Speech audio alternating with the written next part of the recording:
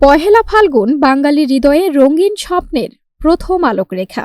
বসন্তের শুভাগমনে আনন্দ বার্তা। শীতের ধূসর ধারা ভেঙে এদিন প্রকৃতি পায় নবযৌবনের সাজ। বাতাসে মিশে থাকে কুসুমের মৃদু গন্ধ। বাংলা বর্ষপঞ্জির একাদশ মাসের প্রথম প্রভাতে জেগে ওঠে নতুন প্রাণ, নতুন প্রত্যাশা।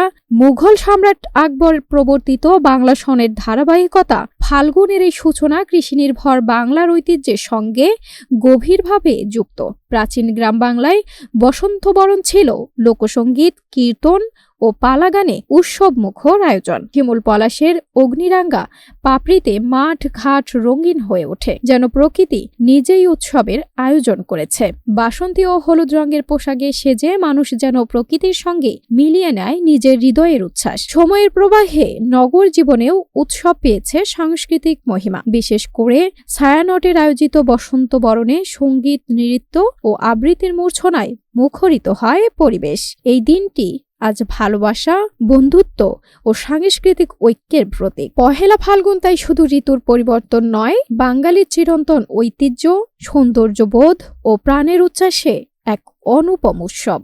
News flash 71।